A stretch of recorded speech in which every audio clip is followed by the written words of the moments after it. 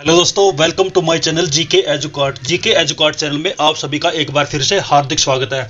दोस्तों, आज हम बात करेंगे करंट अफेयर 11 अगस्त से लेकर 20 अगस्त तक के, जिसमें हम कुछ क्वेश्चन आंसर भी कवर करेंगे। ये जो टॉपिक हम कवर करेंगे ये काफ़ी इंपॉर्टेंट है और इसके साथ जो क्वेश्चन आंसर हम लास्ट में हम कवर करेंगे वो भी काफ़ी इंपॉर्टेंट है। तो चलिए दोस्तों शुरू करते हैं।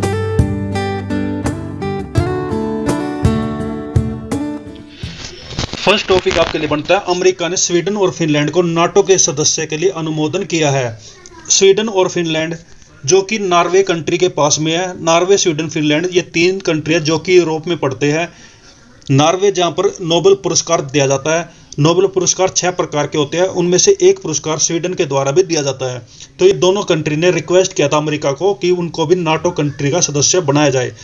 नाटो क्या है? नाटो 30 देशों का समूह है जो कि अटलांटिक ओशन के आसपास के जितने भी कंट्री है, जिसमें मैक्सिमम जो है यूरोप कंट्रीज है, और उसके साथ जो है अमेरिका, उत्तरी अमेरिका के कुछ कंट्री है, उत्तरी अमेरिका, कनाडा, जिसको दूसरे विश्व युद्ध के बाद इस संगठन को बनाया गया था ताकि सभी देश मिलकर रशिया से एक दूसरे की रक्षा कर सके।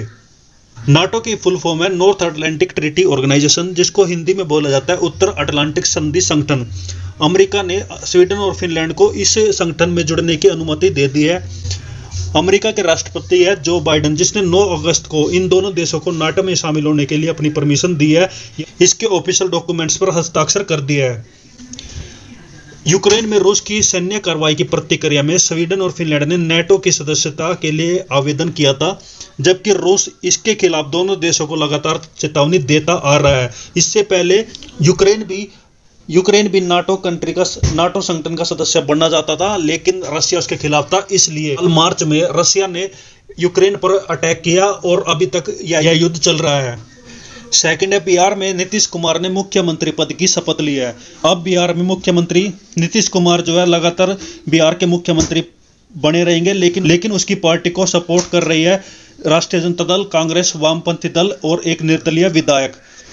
नीतीश कुमार जो है जनता दल यूनाइटेड के लीडर है, जो बीजेपी के सपोर्ट के साथ बिहार के मुख्यमंत्री बने थे, लेकिन बीजेपी और नीतीश कुमार के साथ अच्छे संबंध नहीं चल रहे थे, इसलिए नीतीश कुमार ने इस्तीफा दिया था। जिसके बाद नीतीश कुमार को सपोर्ट किया राष्ट्रीय जनता दल ने, कांग्रेस और वामपंथी दलों ने और एक निर्दलीय विधायक ने। तो अभी बिहार के मुख्यमंत्री रहेंगे नीतीश कुमार और उप मुख्यमंत्री रहेंगे तेजस्वी यादव, जो कि लालू प्रसाद यादव के बेटे हैं। नेक्स्ट है, हरियाणा में 2G इथेनॉल प्लांट को कमीशन किया गया। दूसरी पीढ़ी के इथेनॉल संयंत्र को विश्व जैव ईंधन दिवस के अवसर पर 10 अगस्त 2022 को हरियाणा में कमीशन किया गया। इस संयंत्र का मुख्य उद्देश्य हरियाणा व आसपास के क्षेत्रों में पराली जलाने की समस्या से निपटना है, क्योंकि हरियाणा और पंजाब में काफ़ी धान की फसल उगाई जाती है।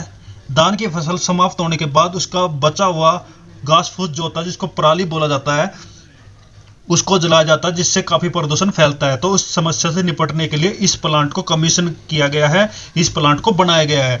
इसका उद्घाटन जो है प्रधानमंत्री नरेंद्र मोदी ने वर्चुअल मोड से किया था, ऑनलाइन मोड से किया था। इस संयंत्र लगाने से क्या होगा? पानीपत रिफाइनरी और पेट्रोकेमिकल कॉम्प्लेक्स, पानीपत में एक रिफाइनरी है जिसका नाम है पानीपत रिफाइनरी और पेट्रोकेमिकल कॉम्प्लेक्स, और इंडियन ऑयल कॉर्पोरेशन लिमिटेड ने मिलकर सेकंड जनरेशन इथेनॉल प्लांट को स्थापित किया है। यह 999 करोड़ का प्लांट है जो कि 35 एकड़ जमीन पर लगाया गया है। इस संयंत्र की क्षमता 100 किलोलीटर प्रतिदिन है, यानी ये एक दिन में 100 किलोलीटर इथेनॉल तैयार कर सकता है। यह दान किसानों की आय बढ़ाने के साथ साथ पराली जलाने से होने वाले प्रदूषण को भी नियंत्रित कंट्रोल करने में महत्वपूर्ण भूमिका निभाएगा।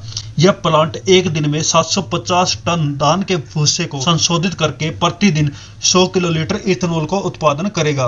इस प्लांट से करीब 250 लोगों को सीधे तौर पर रोजगार मिलेगा और परोक्ष रूप से कम 1000 लोगों को भी रोजगार मिलेगा। इस प्लांट से पानीपत, करनाल, सोनीपत, जींद, कुरुक्षेत्र, अंबाला और यमुनानगर के किसानों को लाभ पहुंचेगा, क्योंकि ये सब जो है पानीपत के एरिया के आसपास पड़ते हैं। इस संयंत्र को स्थापित करने की घोषणा 10 अक्टूबर 2016 को केंद्रीय पेट्रोलियम और प्राकृतिक गैस राज्य मंत्री धर्मेंद्र प्रधान द्वारा की गई थी। नेक्स्ट है दोस्तों, AIFF के द्वारा पुरस्कारों की घोषणा की गई है, जिसमें पिछले वर्ष के सुनील छेत्री और मनीषा कल्याण को सर्वश्रेष्ठ फुटबॉलर चुना गया है। पुरुषों की तरफ से रहेंगे सुनील छेत्री और महिलाओं की तरफ से रहेंगे मनीषा कल्याण, जो इस वर्ष के यानी लास्ट ईयर के सर्वश्रेष्ठ फुटबॉलर चुने गए हैं।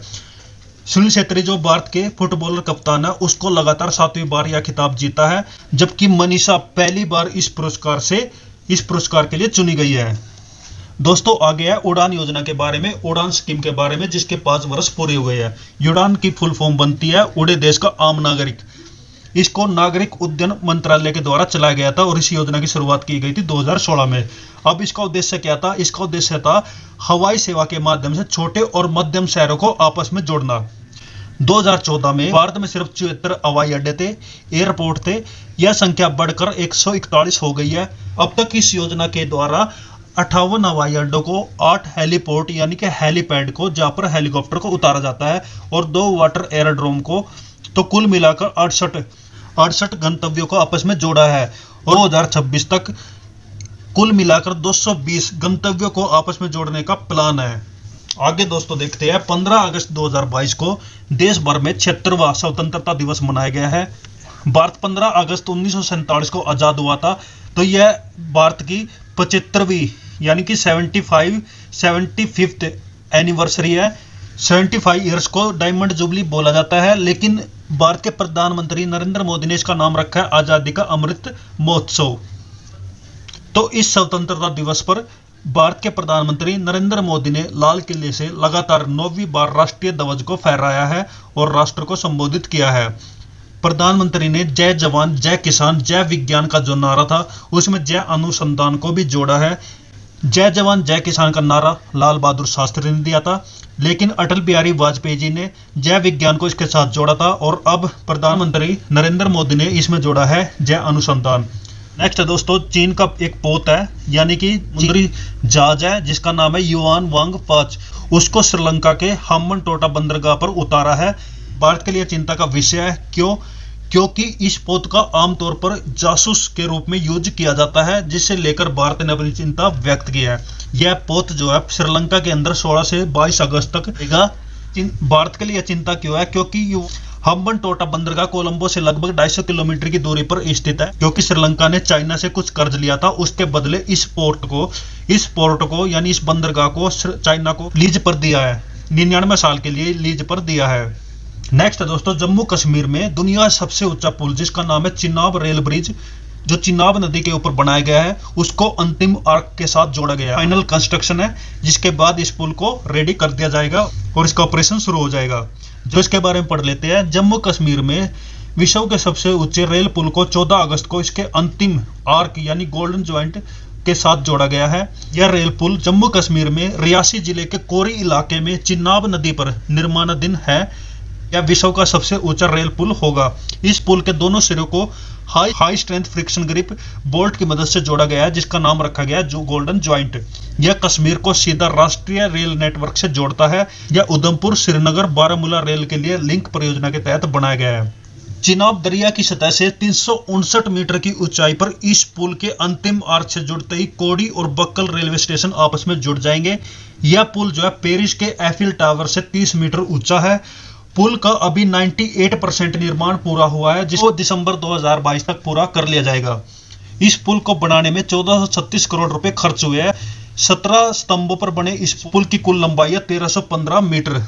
111 किलोमीटर लंबे कटड़ा बनिहाल सेक्शन में निर्माणाधीन पुल का काम वर्ष 2004 में शुरू हुआ था और इस पुल की अवधि रहेगी 120 साल। 260 किलोमीटर की प्रति घंटे की रफ्तार से हवाई भी इस पर असर नहीं डाल सकेगी। अभी देख लेते हैं दोस्तों क्वेश्चन आंसर, जिसमें तो फर्स्ट क्वेश्चन दोस्तों आपके लिए बनता है, देश के 14वें उपराष्ट्रपति और राज्यसभा के सभापति के रूप में किसने पदभार ग्रहण किया? तो इसका राइट आंसर रहेगा जगदीप धनखड़ ने। वेस्ट बंगाल के पूर्व राज्यपाल रहे जगदीश धनखड़ को राष्ट्रपति मुर्मू द्रौपदी ने उपराष्ट्रपति की शपथ दिलाई है। वे देश के 14वें उपराष्ट्रपति होंगे और उपराष्ट्रपति ही सभा के सभापति होते हैं। नेक्स्ट है, कोलंबिया के राष्ट्रपति के रूप में किसे चुना गया है? तो इसका राइट आंसर रहेगा गुस्तावो पेट्रो। नेक्स्ट है, केंद्र शासित प्रदेश लद्दाख के सर्वोच्च नागरिक सम्मान से किसको सम्मानित किया गया है? तो इसका राइट आंसर रहेगा दलाई लामा को। तिब्बत के आध्यात्मिक धर्मगुरु दलाई लामा को डस्टन पुरस्कार से सम्मानित किया गया है।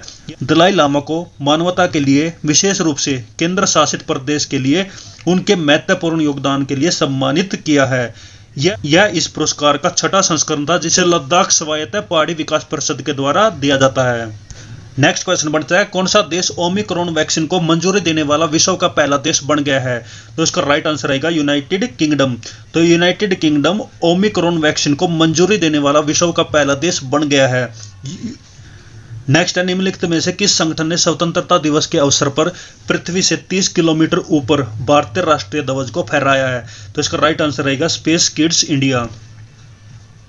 तो स्पेस किड्स इंडिया ने स्वतंत्रता दिवस के अवसर पर पृथ्वी से लगभग 30 किलोमीटर की ऊंचाई पर भारतीय राष्ट्रीय ध्वज को फहराया है। इस ध्वज को एक गुब्बारे के माध्यम से पृथ्वी से 1,06,000 फीट की ऊंचाई पर फहराया गया है।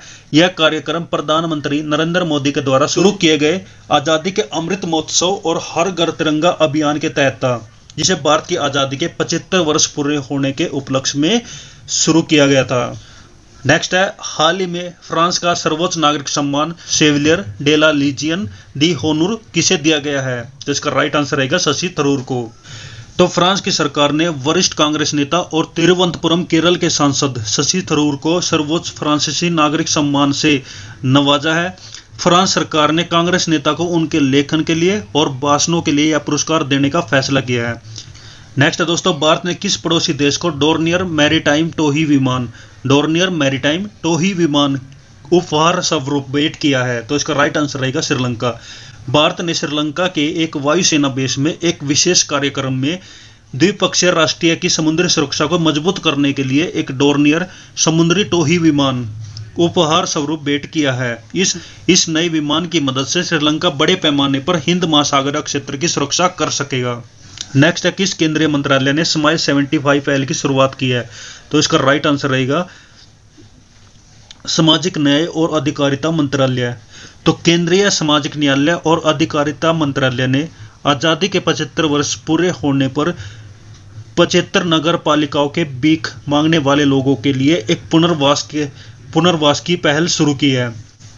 इस पहल के तहत सरकार गैर सरकारी संगठनों और अन्य हितधारकों के सहयोग से नगर निगम में भीख मांगने वालों की मदद के लिए कई उपायों को शामिल कर सकेंगे। लास्ट दोस्तों आपके लिए बनता है, भारतीय स्टेट बैंक ने किस शहर में स्टार्टअप के लिए अपनी पहली शाखा शुरू की है? स्टार्टअप परियोजना के बारे में आपने सुना होगा, तो उसके लिए अपनी एक पहली शाखा खोली है किसने? भारतीय स्टेट बैंक ने। तो किस नगर में खोली है? तो इसका राइट आंसर रहेगा बेंगलुरु।